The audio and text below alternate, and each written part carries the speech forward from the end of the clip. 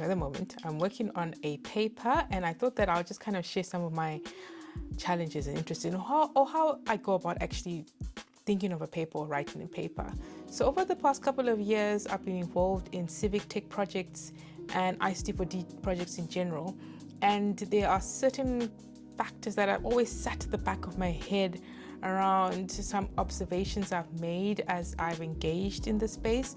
I'm very much a critical pragmatist. So the way I do research is I actually have to engage in implementing something and reflecting on it and observing the power struggles and navigating my way around those power challenges, power over, power to, or power with different stakeholders and actors in the space to obviously work towards achieving a goal with the project.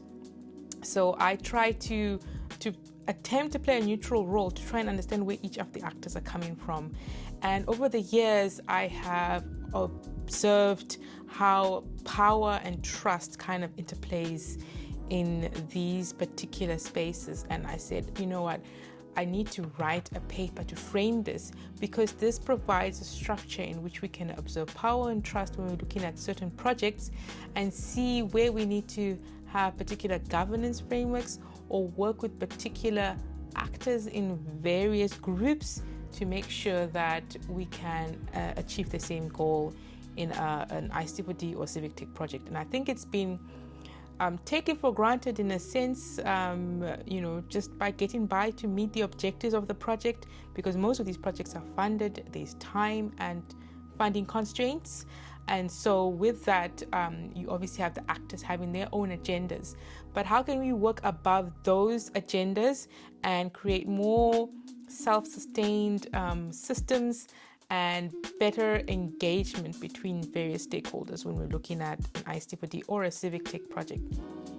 So the way I went about writing this paper is just starting off by looking at the context, reflecting the context, and I have quite a bit of data through journal entries, through interviews that I've collected that I need to now just kind of like work towards.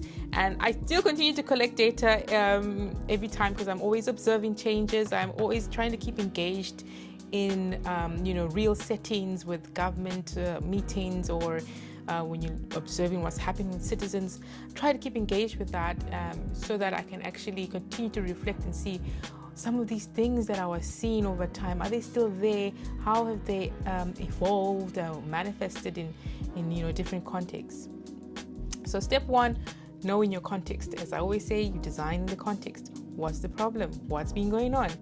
And then step two, consider what theory has been spoken about around these various topics. And I know there's been a call for most, for research, in especially in the global south context, to use very much what they call indigenous theories or African philosophy. But at the same time, I think there also needs to be a realization that we are all human beings, and there are some similarities that have been theorized by social theorists over the decades, over the years. And when I read some of the theory around various concepts, trust is a big thing that I've been working on over the past couple of years. But those various concepts, I see, those are really similar to what I have been seeing and observing in various contexts. I was working in Southern Africa, for instance. But at the same time, also considering that there are some slight differences around how human beings interact, their culture, and what role it plays. There's also, a challenge that, with this whole decolonization aspect, also to consider that we didn't have as much time and as much privilege over the many years to be able to theorize and to think and contribute and be confident in making a contribution, because of this whole epistemic violence that is real and experienced by many researchers from the South. So, when we approach theory, you're looking for text, you're looking for literature that can really kind of enlighten you and understand what has been happening, so you can structure these things that have been happening. Just keep in mind that we are limited in the theory we have available to us, but it's the mindset in which you use to apply the theory that's very important, where we can start creating our own theories from a different region in the world, in the South. Okay, so know your context, go through an adventure of exploring theory, and try to align that because of your awareness of the context, right? And then you continue to reflect.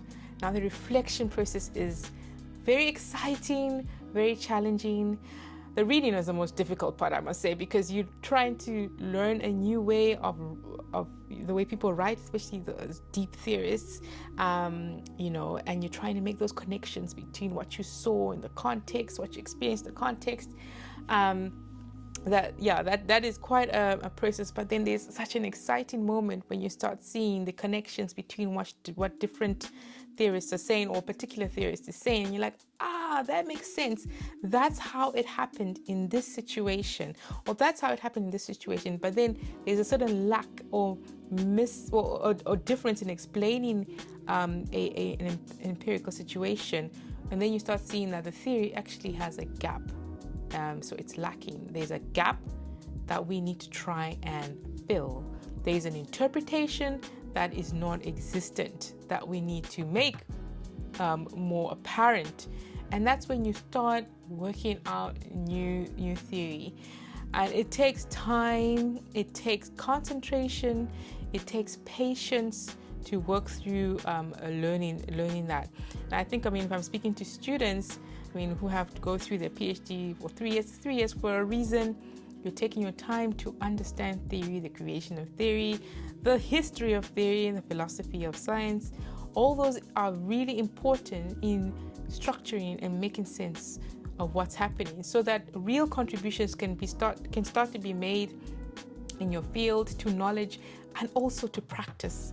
And I emphasize that, that contribution to practice is really, really important. And the time you need to do it is not just by continuously doing a certain practice, like when you're in industry, you have those continuous different roles that you will play in carrying out a particular task. You need the time to just stand back and reflect and go outside your comfort zone and understanding of your knowledge in your discipline, and start being transdisciplinary in a sense, to actually borrow from other disciplines to make sense of what has been happening and what you've been observing, so that others can learn and we don't have repetitive mistakes that keep on happening, but learn to start contributing to structure in the way of addressing problems. So in summary, know your context, understand your context, observe, design in context. I have video on that. Number 1. Number 2, look at the theory, learn the theory. If you're going to try and build contextual theory from your particular region, you realize, obviously because of the element of colonization and the issues around, our history and privilege to be able to have your knowledge taken as a contribution to a discipline is a challenge. So borrowing from other theories, learning from other theories and what they mean in a context, or the gaps that are apparent that you need to now make a contribution to. So learning the theory, reflect is a very iterative process and requires time and concentration. If you're a mom, take your time, get out of the house, because when you're reading that article and then someone says, "Mommy," well, that's the end, okay? Or if you're a student and you just need that concentration, you're working in a lab, go to a quiet place and just read. Don't give up when you're reading these deep theoretical texts. I know it can be daunting for some, but some take it, can actually, go through it really naturally. But some, get really intimidated by it. If you have to read a paragraph 3 times, you do it until you internalize it and you learn how people have written, or how people theorize. So I want to just encourage you to do that.